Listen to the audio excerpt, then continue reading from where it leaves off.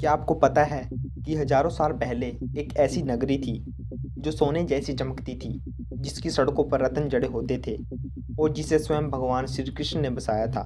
लेकिन फिर अचानक वो पूरी की पूरी नगरी समुद्र में समा गई। क्या यह सिर्फ एक पौराणिक कहानी है या इसके पीछे कोई ऐतिहासिक सच्चाई भी है? चलिए जानते हैं। तो सबसे पहले जानते हैं कि द्वारका का जिक्र हमें कहाँ मिलता है। महाभारत और भागवत पुराण के अनुसार जब भगवान श्री कृष्ण मथुरा में कंस का वध कर देते हैं, तो कंस का ससुर जरासंध बदला लेने के लिए बार बार मथुरा पर आक्रमण कर देता है। श्री कृष्ण समझ जाते हैं कि अगर यदुवंशियों को सुरक्षित रखना है तो उन्हें मथुरा छोड़नी ही होगी।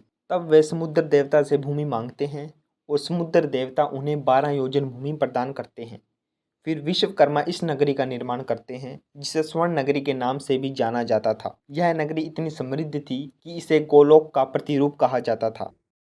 गांधारी का श्राप और द्वारका का विनाश। महाभारत का युद्ध समाप्त होने के बाद कौरव वंश का पूरी तरह विनाश हो जाता है।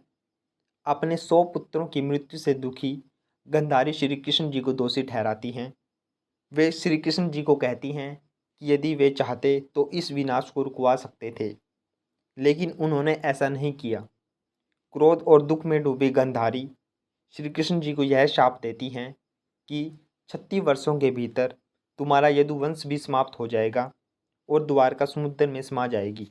36 वर्षों के बाद यदुवंशियों में आपसी कहल हो जाती है। प्रभास क्षेत्र में एक महायुद्ध होता है, जिसमें यदुवंशी एक दूसरे को मार डालते हैं। अपने अंतिम समय में भगवान श्री कृष्ण वन में चले जाते हैं, जहाँ जरा नामक शिकारी उनके पैर को हिरण समझकर तीर मार देता है। इसके बाद श्री कृष्ण वैकुंठ चले जाते हैं।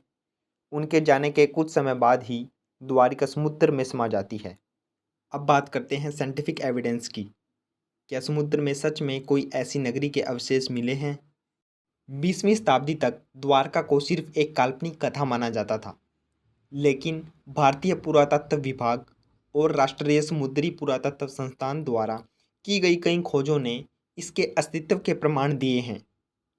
1983 में इस खोज के प्रमुख वैज्ञानिक डॉक्टर एस.आर. राव और अन्य कलीग्स मिलकर समुद्र के अंदर खोज शुरू करते हैं, जिसमें उनको विशाल पत्थर की संरचनाएं, दीवारें, स्तंभ और सड़कों के अवशेष मिलते हैं, जो द्वारका को महाभारत काल से जुड़े होने का संकेत देते हैं। समुद्री जल के भीतर मिले ये प्रमाण इस बात की पुष्टि करते हैं कि कभी यह एक विकसित नगरी थी जो बाद में जलमग्न हो गई। कार्बन डेटिंग से यह पता चलता है कि यह अवशेष लगभग 9000 साल पुराने हो सकते हैं। अब सवाल यह उठता है कि क्या वास्तव में द्वारका समुद्र में डूबी थी या नहीं।